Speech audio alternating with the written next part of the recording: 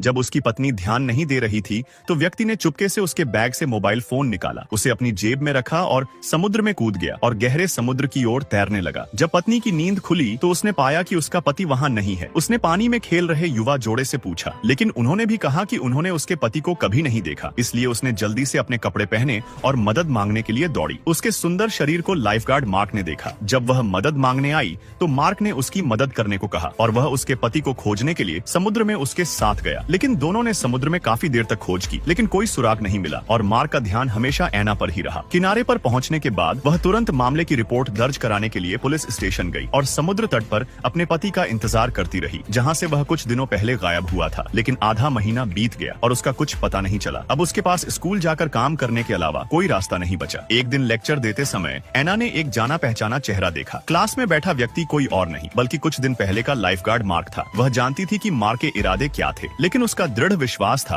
कि उसका पति अभी भी जीवित है और उसका कोई अन्य रिश्ता शुरू करने का इरादा नहीं है। इसके बाद के दिनों में मार्क हमेशा एना से मिलने का अवसर ढूंढता था, लेकिन एना को उसका व्यवहार बचकाना लगता था। लेकिन जब उसने एना के चेहरे पर उदासी देखी तो वह वहां से चला गया। एक रात जब एना अपने पति के कंप्यूटर को देख रही थी तो उसने अचानक पाया कि उनकी कंपनी की पार्टी के वीडियो में लाल रंग की एक महिला थी जिसे उसने पहले कभी नहीं देखा था, और फोटो में उसके साथ अपने पति का एक्सप्रेशन देखकर उसे शक हुआ। एना को एहसास हुआ कि उसके पति के लापता होने का उससे कुछ संबंध हो सकता है। इस समय मार्क, जिसने अभी भी हार नहीं मानी थी, वह उसके दरवाजे पर आया और उसको प्रपोज करने की कोशिश की। इस बार एना ने उसे स्पष्ट रूप से मना कर दिया, लेकिन मार्क ने कोई प्रतिक्रिया नहीं दी और एना को उसके पति को खोजने के लिए उसके साथ देने की इच्छा व्यक्त की। एना ने थोड़ी देर तक हिचकिचाहट दिखाई और अंततः वह मान गई। अगले दिन उन्होंने कंपनी के नीचे लाल रंग की ड्रेस वाली महिला के काम से लौटने का इंतजार किया तथा उसके घर का पता लगाने के लिए उसका पीछा किया। अगले दिन मार्क वहां अकेला गया और उसने शौचालय का इस्तेमाल करने का नाटक किया और लाल रंग की महिला के दरवाजे पर दस्तक दी। शायद मार्क के सुंदर होने के कारण महिला ने झिझकते हुए सहमति दे दी। मार्क ने बाथरूम में जाकर कुछ असामान्य देखा। महिला के घर के कई दरवाजे बंद थे। फिर जाने से पहले महिला ने उसे बैठने और कॉफी पीने के लिए कहा। तभी मार्क कुछ ही मिनटों की बातचीत में महिला को आकर्षित कर लिया।